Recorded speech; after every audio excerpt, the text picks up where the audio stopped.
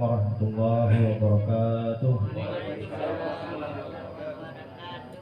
Alhamdulillah wa syukurillah. Mari sama-sama kita bersyukur kepada Allah Subhanahu wa taala yang mana pada pagi hari ini kita masih diberikan kesehatan, kesempatan dalam hadir bersama-sama di Sanggar Seni kantor seni apa ini dalam keadaan sehat walafiat. Kemudian salam mari sama-sama kita hadiahkan kepada junjungan alam Nabi besar Muhammad sallallahu alaihi wasallam dengan ucapan Allahumma shalli ala sayyidina Muhammad wa ala ali sayyidina Muhammad. Baiklah Bapak Ibu yang dirahmati Allah Subhanahu wa taala, yang mengisi bagian pengajian kita pada hari ini adalah Pak Ustaz Dahlil SHI.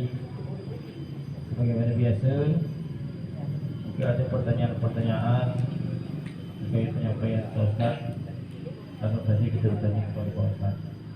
Baiklah, untuk tidak punya waktu, mari sama-sama kita dengarkan pengajian dari Pak Ustaz.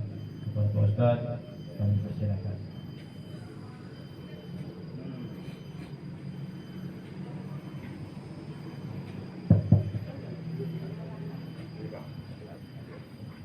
Assalamualaikum warahmatullahi wabarakatuh.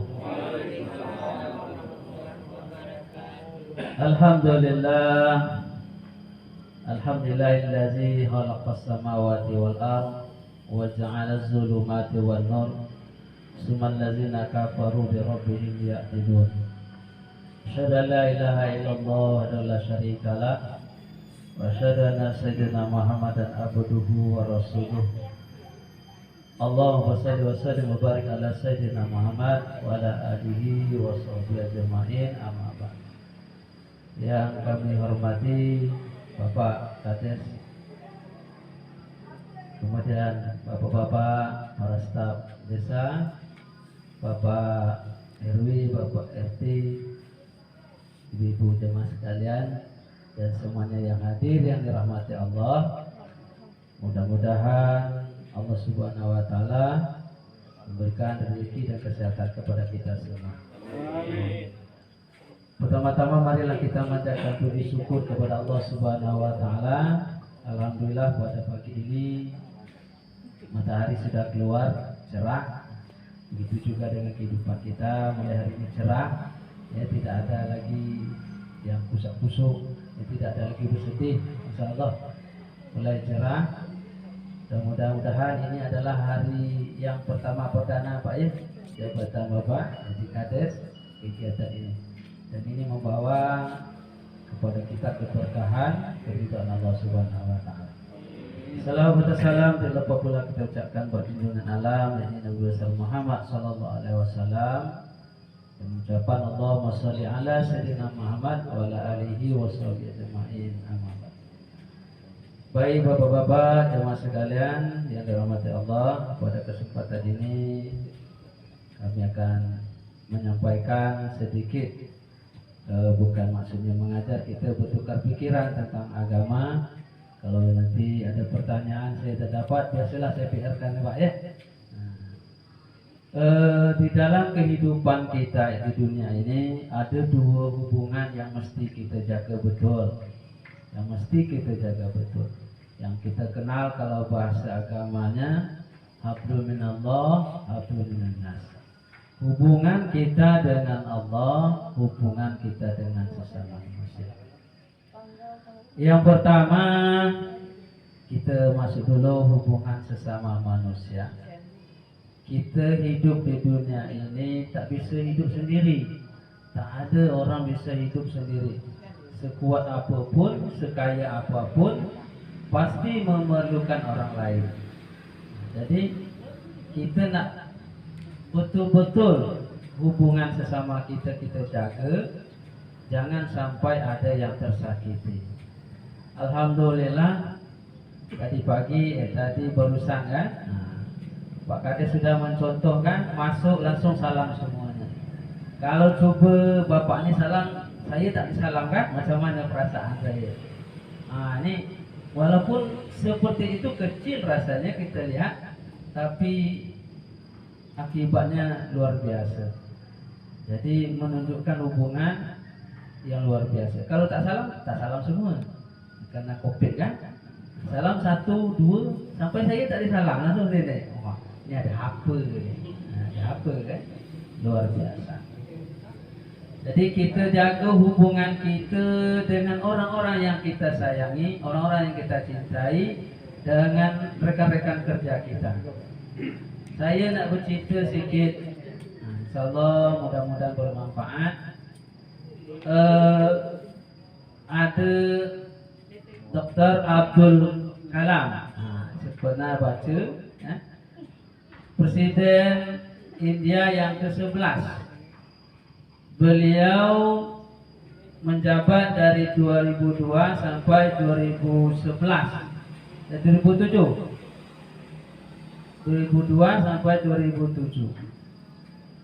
Beliau ini orang cerdas. Beliau ini hubungan bapak dengan mamanya luar biasa, harmonisnya luar biasa. Pada suatu hari, ini waktu itu dia masih kecil. Dr. Abdul Kalam ini masih kecil. Dia bercerita. Dia menceritakan pada suatu hari mamanya masak roti. Roti itu hangus. Nah, ini kejadian nih Bapak Ibu ya. Nah, kejadian untuk kita semua. Jadi kalau orang jatuh makanannya roti kan, roti. Dihidangkannya roti itu, roti hangus tuh, dengan kawannya apa tuh nama tuh, Zabia, apa nama? Santan lah. Iya, selai. Apa namanya? Kemudian Abdul Kalam menengok bagaimana reaksi bapaknya ketika makan itu kan. Tapi bapaknya tidak langsung berkomentar tentang roti, menanyakan keadaan, apa kabar nak, bagaimana sekolah kamu. Itu yang ditanyakan. Habis itu dia makan roti. Kemudian istrinya langsung minta maaf kepada suaminya. Pak, saya minta maaf, roti hari ini hangus. Pak ya masak roti hangus. Kata suami dia, kata bapak dia, apa katanya? Bu, saya sekali-sekali suka makan roti hangus tu. Luar biasa. Siapa yang suka makan roti hangus ya? Tapi untuk menyenangkan hati, supaya tidak tersinggung, saya sekali-sekali suka makan roti hangus tu. Dia makan dia. Jadi makan, habis. Pergi ke tempat tidur. Ya. Anak dia ini, Abdul Kalam ni bertanya. Diciumnya dulu pipi, dicium kening bapaknya. Habis itu bertanya, Pak, betul nak bapak suka mati roti bakar hangus? Nah katanya, makan roti bakar hangus itu tidak menyakiti orang. Tapi kalau kata-kata kita itu menyakiti orang, lama rasanya. Kau ni tak pandai masak, masak roti hangus. Nah, luar biasa. Kalau sudah tersinggung itu lama tu. Apalagi kawan sekantor itu, walaupun kadang-kadang pantat itu bergeser, tapi tak juga nak masak. Itu kalaulah hati yang sakit. Tapi kalau makan roti bakar sebentar saja, tidak akan menyakiti orang. Inilah kepada kita jadikan pelajaran, karena kita ini manusia ini tidak ada yang sempurna. Tidak ada manusia yang sempurna. Tidak ada. Ada kekurangan, ada kelebihan. Di sinilah kali saling kita menutupi kelebihan kekurangan kita. Kita tunjuk aja. Kecuali kalau ada atasan, tengok bawahan tak mau kerja, patutlah dia marah. Duduk, datang duduk, nak mau kerja kan? Sudah ditegur, belum juga. Kalau bisa itu di PHK ya kan? Tak mau kerja, makan gaji buta kan? Tapi kalau salah, kita tunjuk aja, biasalah. Al-khata'u wal nisyan, sifatul insan. Hilaf dan salah adalah sifat manusia. Kesalahan, kehilapan, kemudian kekurangan, sama-sama kita bimbing, sama-sama kita tunjuk ajar. Termasuk saya tidak ada yang sempurna untuk kemajuan kita bersama ke depannya. Itu dan banyak lagi contoh-contoh yang lain. Ini hubungan keluarga saja. Ada kadang-kadang ibu itu masak nasi lembek kan? Lembek. Nah, kita tak usah marah. Kata ibu, "Pak, mohon maaf, nasinya lembek." Nah, ini saya pernah dengar di jamaah tabligh dulu kan. "Pak, maaf ya nasi saya lembek." "Tak apalah, tadi kan dikasih air lembek lah dia." "Pak, maaf, nasi saya hangus." "Tak apalah, di bawah tadi ada api, kan hangus lah." Dia makan je. Ya, insya-Allah. Ada orang di TV One itu berita mau sampai ke persidangan, dia minta kopi dengan istri dia, kopi panas lah. Kali minum letup lidahnya, langsung diminum ya, tak pakai rasa dulu. Siramnya muka istri itu kan. Ini kan pengajar kan. Ini yang tidak boleh yang kita lakukan. Mudah-mudahan Allah Subhanahu Wa Taala dijauhkan kita dari sifat-sifat yang demikian. Kebaikan kita, hubungan kita selalu terjaga, selalu harmonis. Apapun kekurangan kita, kita tak usah malu-malu. Dan kita tak usah sebagai atasan selalu marah kan. Saya kemarin nengok dulu kita nengok Ahok kan, sebentar marah. Itu luar biasa itu. Setan di belakang kita kalau marah-marah. Cepat tua. Dan saya tak banyak bicara tentang hubungan emas karena kita sama-sama paham bagaimana cara kita menjaga hati, menjaga perasaan. Kata orang Arab, apabila hati sudah luka, kemana nak cari obat? Tak bisa. Kalau pedang melukai tubuh, ada obatnya banyak. Koyak pun dijahit. Tapi kalau hati tak bisa dicari, kemana nak cari obat? Kemudian hubungan kita sampai jam berapa ni? Habis Pak ya? Ya 9 lama ni ya. Sebentar lagi ya. InsyaAllah saya nak sekolah ni kan. Yang kedua hubungan kita dengan Allah Subhanahu Wa Taala. Nah ini yang perlu InsyaAllah kita perhatikan betul. Kalau rusak hubungan kita dengan Allah, itulah kacau itu. Jadi sebuah hadis benar disampaikan oleh Rasulullah. Riwayat Nabi Sallallahu Alaihi Wasallam, diriwayatkan oleh Nabi Sallallahu Alaihi Wasallam, annahu, bahwasanya Rasulullah Sallallahu Alaihi Wasallam qala, telah berkata. Apa kata Nabi? Man asbaha wa huwa yaska dhaiqal ashi. Orang yang bangun pada subuh hari atau pada pagi hari, asbaha pagi, kemudian mengeluhkan nasibnya dengan sesama makhluk, yasqa dhaikal ma'asi. Nasib kita ni nak sama kan, takdir kita nak sama. Walaupun kemarin Pak Kades sudah mencoba beberapa tahun yang lalu, dia calonkan ini juga tak berhasil kan. Alhamdulillah berhasil tahun ini. Itu nasib takdir. Saya mencoba ikut PNS sampai 9 kali di Batam kan, luar biasa. Tapi takdir tak ada. Nasib lah kan. Takdir alhamdulillah ada di sini. Takdir ada di sini. Jadi apabila Allah beri kita sesuatu ketetapan takdir, kita dapat yang tidak menurut kita, tidak bagus, tidak enak, ya, tidak cocok, lalu kita mengadu kepada manusia, fa innaka yasqa rabbahu, maka samalah kita mengadukan Allah Subhanahu Wa Taala. Ini luar biasa kan? Biasa orang mengadukan penjahat, langsung adukan ke polisi. Kita ini mengadukan Allah. Macam mana jahat kita mengadukan Allah? Sama kita fa in kana yaska rabbahu, maka sama kita mengadukan Allah Subhanahu Wa Taala. Karena kita tidak menerima ketetapan Allah Subhanahu Wa Taala. Padahal itulah yang terbaik dari Allah Subhanahu Wa Taala. Dulu pada zaman Nabi Musa ada orang kaya, ada orang miskin. Orang kaya ini mengadu kepada Nabi Musa, ya Rasulullah, saya ini orang kaya raya, Tidak bisa lagi susah saya nak beribadah karena mengurus harta saya. Bagaimana caranya ya Rasul? Kamu berhenti mengucapkan alhamdulillah. Tak bisa katanya. Tak bisa, itu sudah wirid saya, sudah rutinitas saya. Macam alhamdulillah, alhamdulillah, alhamdulillah. Akhirnya tak rasanya pun bertambah terus.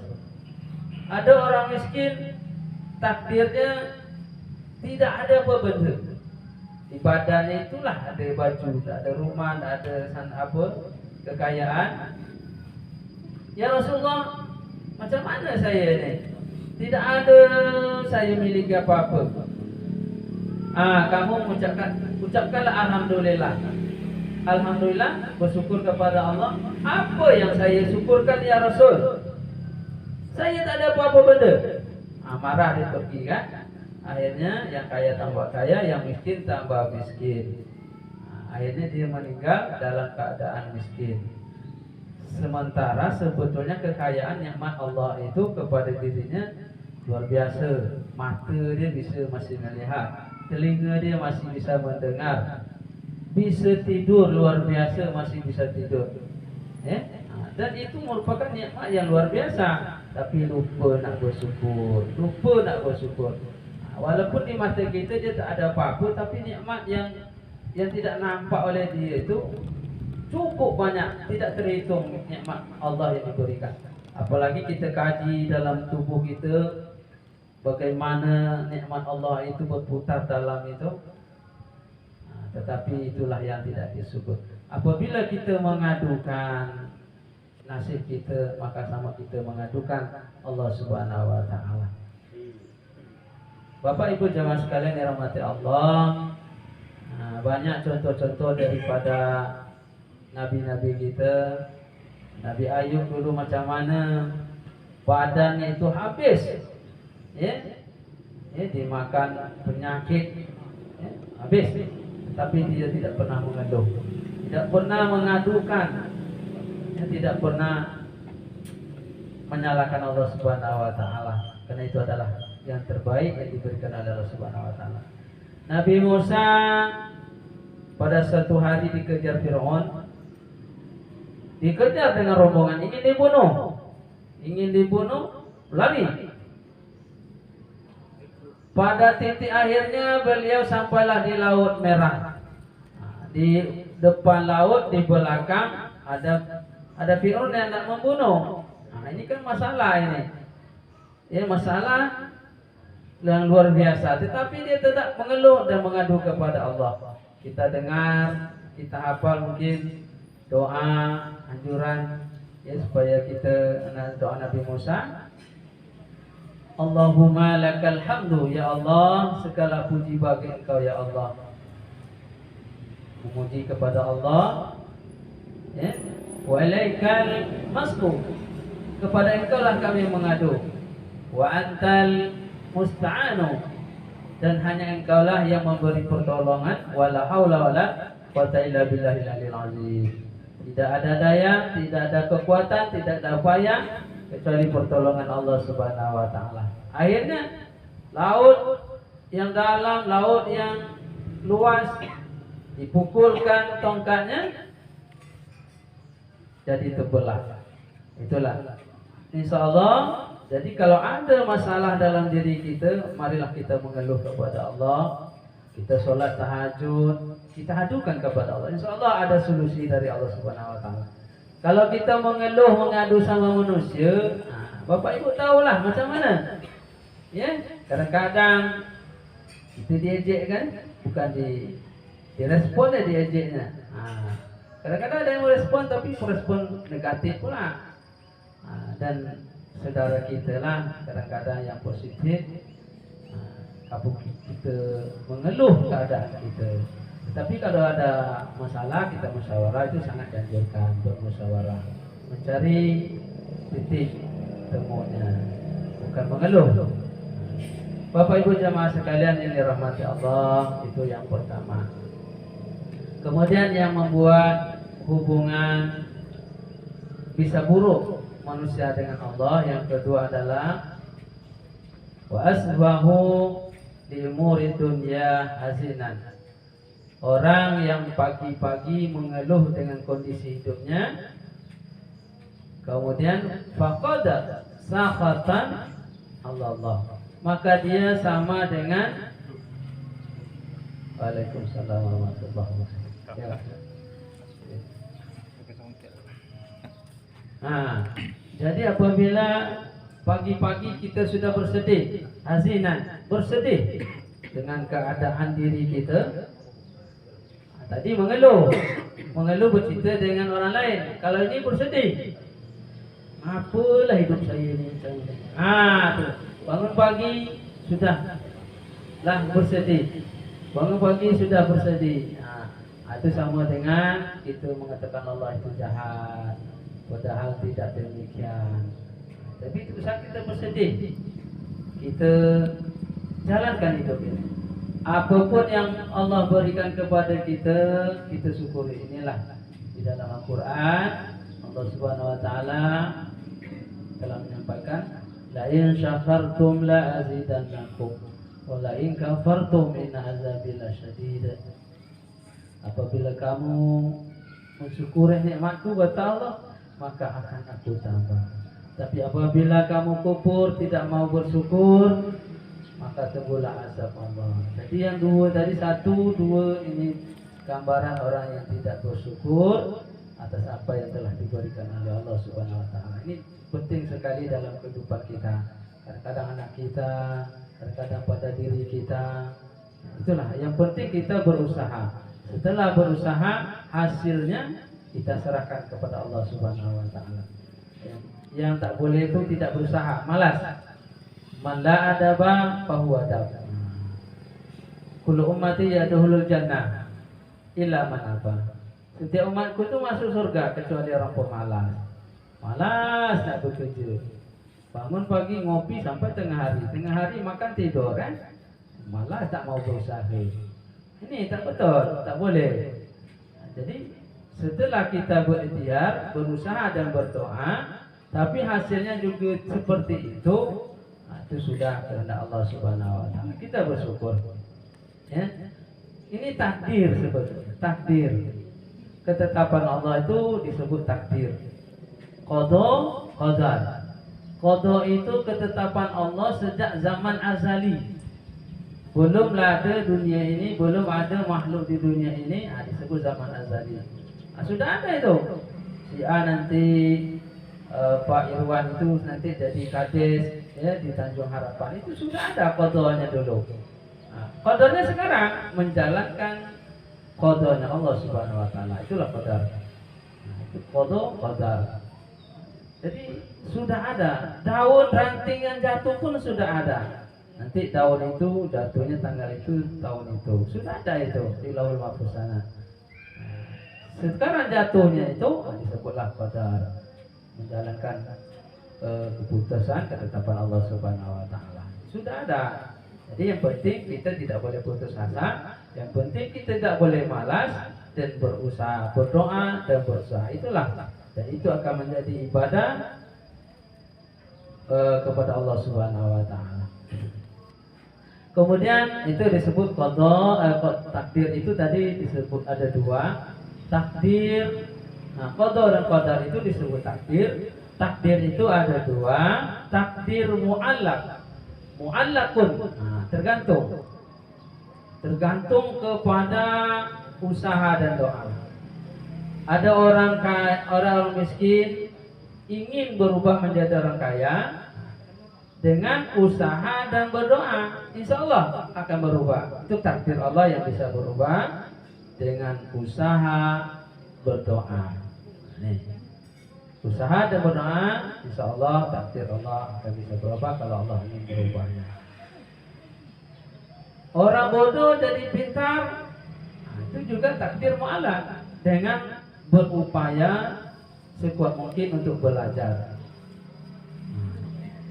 Ibnu Hajar al-Asqalani pernah dulu kan diceritakan, beliau dia ulama besar Bapak Ibu, sekolah tak dapat, orang dapat dia tak dapat. Kalau sekarang tuh orang naik dia tak naik.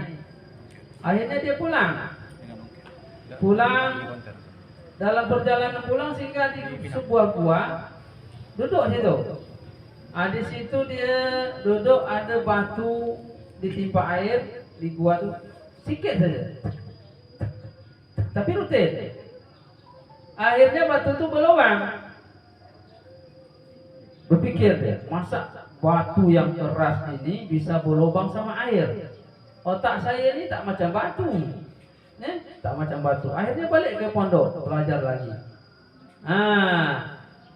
Jadi ulama besar dia pakai ilmu tadi, sikit tapi terus, sikit tapi terus. Sebodoh-bodoh orang mungkin bisa menghafal bahasa Inggris itu dua, buku, pena, besok dua pula. Tapi kalau lah 2 kali sebulan, 2 kali 3, 30 lah, 60 lah bisa bercakap. Bukannya susah. Cuma kita ni nak memakai ilmu itu sikit tapi terus, sikit. Satu, termasuk saya. Saya dari SD belajar bahasa Inggris, SMP, SMA, sampai kuliah. Yang tahu saya I love you aja, I love you. Yang lain tak tahu dia. Tahu istilahnya itulah, dangkal betul. Bukannya susah, kata orang itu bukan susah. Satu hari bisa lah. Kalaupun kita nak mau sekarang ini kan, insya Allah bisa. Satu hari satu. Besok kita lihat jendela. Apa bahasa Inggrisnya kan? Itu kita cakap. Bahasa Arab juga demikian, cuma kita tak mau. Itulah kalau kita tak mau, Allah tak ubah takdir kita. Takdir mu'alaq. Takdir mubarram, takdir yang tidak bisa berubah. Contoh, anak lahir laki-laki, nak kita ubah perempuan tak bisa. Tak bisa. Itu sudah ketetapan Allah Subhanahu wa taala. Maka orang yang merubah itu merubah takdir. Tak bisa, dosa besar itu. Ada orang dia laki-laki kan, dirubah kan, dioperasi, dia apa. Tak bisa, takkan juga bisa hamil. Karena janin dalam itu tak ada. Walaupun difarmak macam mana pun, itu merubah takdir namanya, tak bisa, tak boleh. Itu takdir mubarram, takdir yang tidak bisa berubah. Ketetapan orang Syiah, zaja ajaluhum la yastaqiru sa'atan wa yastaqimun. Orang yang mati, itu sudah takdir yang tidak bisa berubah. Bapak Ibu jemaah sekalian yang dirahmati Allah. Yang terakhir yang merusak hubungan kita dengan Allah, wa man tawaddu'a li ghaniyyin, orang yang merendahkan dirinya terhadap orang kaya, liginahu, karena hartanya, karena kekayaannya, fa innahu faqad sulusa zahaba sulusa dini, maka baginya itu lenyap sepertiga agamanya. Kalau ada agama itu bagi 3, jadi 2/3 sudah lenyap. Zahaba sulusa dinihi, sulusa itu 2/3 lenyap, hilang, gara-gara kita merendahkan diri kita terhadap orang kaya. Tak boleh. Dan banyak sekali ini terjadi di negeri kita. Kalau bahasa penjilat, penjilat, merendahkan dia apapun, sampai diinjak dia apapun sama orang kaya tu mau je kan. Saya di kampung saya dulu ada tu kan orang kaya. Jadi laki-laki tu kerja dekat toko dia. Sampai buka baju duduklah ke tangga tu kan, tak tahu perintah Allah lagi. Dia tahu dia perintah tuannya. Macam budak betul lah. Tak bisa, tak boleh. Kerja boleh, muamalah boleh, tapi jangan sampai kita merendahkan diri kita. Dia manusia, kita manusia. Yang bedanya dia kaya, kita miskin. Yang penting kita tidak boleh merendahkan diri kita. Boleh kita merendahkan diri kita, boleh kita menyanjung orang. Yang pertama kena ilmunya. Wah, tu somat datangkan, rombong-rombong angkat luar biasa, iring disanjung-sanjung, itu boleh. Itu boleh. Kemudian karena kebaikannya, orang kampung tahulah dia orang baik, kita sanjung, kita hormati. Tapi kalau kena harta, dilarang oleh Allah Subhanahu wa taala dan Rasulnya. Jangan kita merendahkan diri kita kepada orang kaya karena kekayaannya. Karena demikian itu menghilangkan 2/3 agama kita. Kita ditunjuk-tunjuk kiri je kan. Itu bisa kalau kita jadi kalau selalu merendah-rendah kan. Kalau kita tak cocok, kita pergi. kita cari kerja lain. Insya Allah Allah angkat derajat kita kalau kita istiqomah, kita tidak boleh menyembah manusia. Bapak Ibu jamaah sekalian, mungkin itu yang dapat saya sampaikan. Hampir jam 9. Waktu yang sedikit ini kalau ada yang nak bertanya, insya Allah saya jawab kalau saya dapat. Kalau tak dapat saya biasalah PR pula, ya Pak ya. Bukan saya ini semua dapat, karena background saya pun Bapak Ibu tahu juga kan macam mana. Mudah-mudahan yang sedikit ini bisa bermanfaat bagi kita semua, terutama bagi diri saya sendiri. Assalamualaikum warahmatullahi wabarakatuh. Baik, terima kasih Bapak Ustaz. Ada pertanyaan Bapak Ibu terkait dengan hubungan manusia dan hubungan kepada Allah? Saya nak tanya Silakan. Bismillahirrahmanirrahim. Assalamualaikum warahmatullahi wabarakatuh. Alhamdulillah, pagi hari ini kita sama-sama mendengarkan tausiah dari Bapak Ustaz Jahlil. Dari hasil maksudnya dari tausiah yang disampaikan kepada kami, saya ingin bertanya. Yang pertama, apakah berbohong untuk hal kebaikan itu dibenarkan atau tidak, dengan dalam arti menjaga perasaan seseorang, padahal kita sendiri sebenarnya tak suka, tapi untuk menjaga perasaan kita terpaksalah berbohong, seperti yang Bapak Ustaz sampaikan tadi. Misalkan roti yang hangus tadi, padahal mungkin perut kita tengah lapar, tapi karena kita menjaga perasaan, terpaksa kita berbohong. Jadi berbohong yang seperti ini apakah tidak termasuk dosa? Yang sebenarnya kita tahu berbohong itu adalah hal yang tidak boleh dilakukan, ya. Jadi apakah berbohong yang seperti ini tidak termasuk dalam dosa? Yang pertama. Masalah yang kedua, masalah yang takdir. Sama-sama kita ketahui hidup kita, rezeki kita, mati kita, jodoh kita, semuanya sudah ditentukan oleh Allah Subhanahu Wa Taala. Tetapi dalam hal ini yang perlu saya sampaikan, mungkin kita pernah mendengar atau pernah melihat, entah itu mohon maaf, mungkin ada pada keluarga kita atau kawan kita, saudara kita atau yang lainnya lah, kaum muslimin ini terutama, seandainya meninggalnya dalam keadaan yang tidak wajar, artinya mungkin meninggal dalam bunuh diri. Apakah itu termasuk takdir? Sama-sama kita ketahui bahwa meninggal bunuh diri itu hal yang sangat baik, mungkin sangat dilarang atau tidak mungkin diharapkan atau macam mana saya pun tak paham. Yang jelas tidak dibolehkan dalam ajaran agama Islam.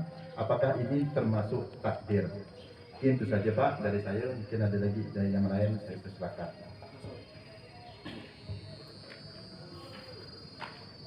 Bismillahirrahmanirrahim. Assalamualaikum warahmatullahi wabarakatuh.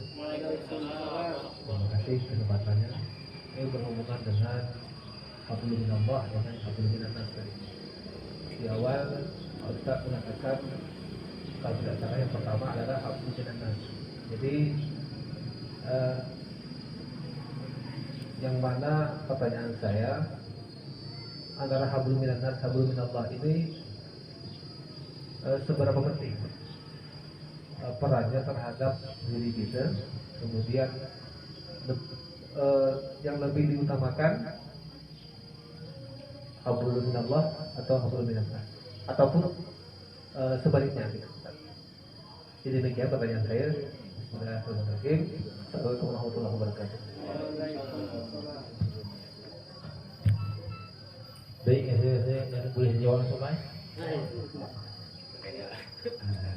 Terima kasih kepada pertanyaan luar biasa. Pertanyaan yang kedua, terima kasih dari Pak Kades gitu. Beliau ini sebetulnya muji saya. Dulu saya pernah bertanya kepada guru saya Muhammad Amin Afti dari Aceh, sama persis pertanyaan saya. Pak, saya bilang, boleh nak kita berbohong untuk kebaikan? Jadi dia jawab, ini jawaban dia kan. tidak boleh. Macam mana pun kita tak boleh berbohong. Ini ada contoh ni. Ada si A mengejar si B. Si A mengejar si B pakai parang panjang. Kita ada di sini. Kemudian si B ini datang bersembunyi di sini. Bersembunyi. Si A datang bawa parang. Inilah terdesak ni, tak bisa lari lagi. Sana tembok kan? Tinggal. Si A datang, Pak. Nampak tak si C tadi? Maka nampak tak si B tadi? Maka si C ni dia pindah sikit. Pindah. Selama saya di sini tak nampak. Waktu di sini tadi nampak. Faham tak Bapak? Faham. Waktu dia berdiri di sini dia nampak. Dia pindah nampak lagi. Tapi dia pindah sikit dulu. Selama saya di sini tak nampak saya. Dia tak bohong. Kalau dia selama di sini tadi nampak. Selama di sini tak nampak. Jadi macam mana pun kita tak boleh berbohong katanya kan? Tak boleh berbohong. Tapi ada jawapan yang lain juga, mengingat mudarat, akibat mudaratnya lebih banyak manfaatnya daripada mudaratnya, maka kita boleh berbohong. Masa tadi kalau saya bilang nampak nak si B tu, itu hantuah, mampu lah dikekerak dia kan, dikekerak pakai parang kan. Kalau nak pandai masak roti aja, kan akibatnya itu bisa seminggu tak bercakap dengan isteri kita. Masalah kadang-kadang masalah sepele saja lama kita nak bercakap dengan isteri kita. Kalau isteri kita sudah tersinggung, jadi kita fikir mudaratnya lebih besar, mudaratnya lebih besar. Maka ada yang mengatakan bahwa itu boleh untuk memikirkan yang lebih masalah, yang lebih baik, yang lebih bermanfaat. Jadi itu yang pertama Pak ya. InsyaAllah kalau ada mudarat yang lebih besar, tak usah kita tak usah kita nampakkan sejujurnya pula. Macam tadi tu kan, mana si A, itu si A kan, bahaya. Itu contoh kecil, mungkin banyak dalam kehidupan kita sehari-hari. Yang kedua, kalau orang gantung diri itu dari Allah, itu sudah takdir atau macam mana Pak ya? Ini kalau kita belajar dari ilmu tasawuf itu Pak, sifat-sifat 20 juga baik buruk itu kan ketetapan Allah. Jadi ada yang kalau berzina itu macam mana dari Allah. Kalau kita jawab itu dari Allah bahaya itu kan. Berzina, mencuri itu macam mana? Gantung diri itu, bunuh diri itu dari mana? Ketetapan Allah yang baik yang buruk, ketetapan Allah miskin, kaya, pendek. Kita lihat orang berjalan kaki hilang sebelah, itu namanya takdir, ketetapan dari Allah Subhanahu Wa Taala. Kalau yang tadi itu bukan ketetapan, bukan ketetapan, bukan keinginan Allah Subhanahu Wa Taala. Orang berzina bukan keinginan, bukan kita katakan pula bahaya pula kan. Ini dari Allah nih, curi saya dulu. Bergerak tangan kita maju mundur naik atas turun nafas itu semuanya telah diatur oleh Allah Subhanahu Wa Taala. Jadi untuk lebih dalamnya kita baca nanti ilmu tasawuf itu, ilmu tasawuf. Kita tanyakan lagi kepada guru kita yang lebih paham. Karena saya pun pernah juga belajar dulu, tapi yang namanya seperti itu bukan dari Allah Subhanahu Wa Taala.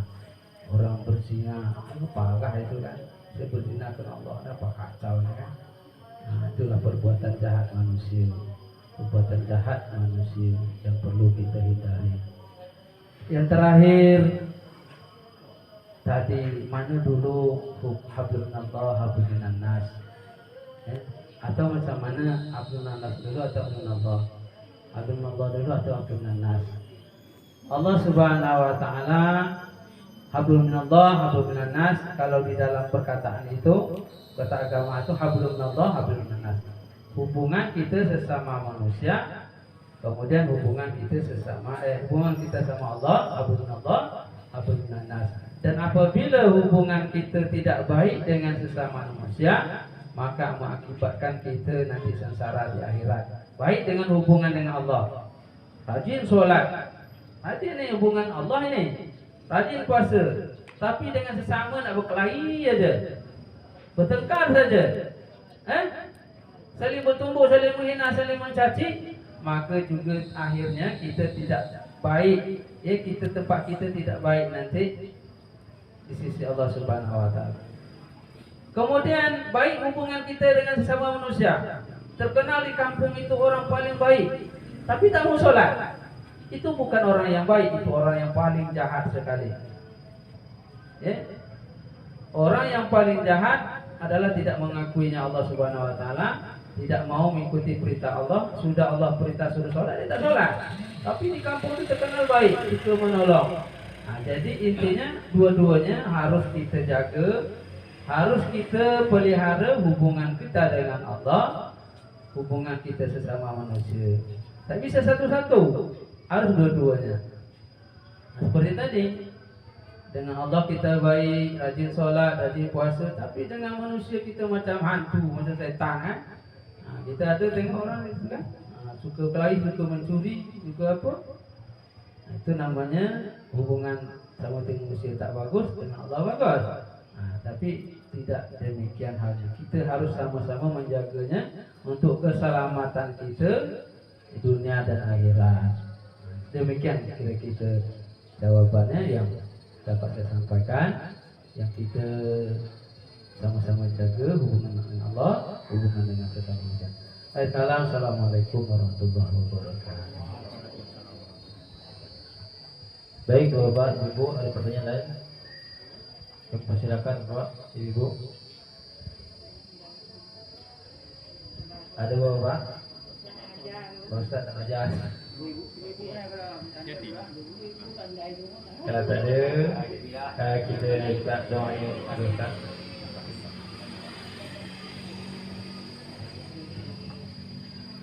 Bapak Ibu teman sekalian, saya mohon maaf kiranya tidak puas, merasa puas apa yang saya sampaikan, apa yang saya jelaskan dari pertanyaan. Sama-sama kita belajar lagi. Mudah-mudahan Allah Subhanahu wa taala, kalau kita ingin belajar, insyaallah Allah mudahkan urusan kita. Sama-sama kita belajar. Dan juga kedua, saya mohon maaf sekali lagi dalam atas penyampaian kalau ada yang tersinggung. Mari kita sama-sama berdoa, bermunajat kepada Allah Subhanahu wa taala, semoga menjaga kita, jauhkan dari musibah dan bahaya. Kampung kita dijauhkan dari musibah dan bahaya. Anak kita, keluarga kita jadikan keluarga sakinah mawaddah warahmah. Kemudian rezeki kita dilimpahkan oleh Subhanahu wa taala. Al-hajjah wa salihah al-Fatihah. Auzubillahi minasyaitonir rajim. Bismillahirrahmanirrahim. Alhamdulillahirabbil alamin, arrahmanir rahim, maliki yaumiddin. Iyyaka na'budu wa iyyaka nasta'in, ihdinas siratal mustaqim. Shiratal ladzina an'amta 'alaihim ghairil maghdubi 'alaihim waladdallin.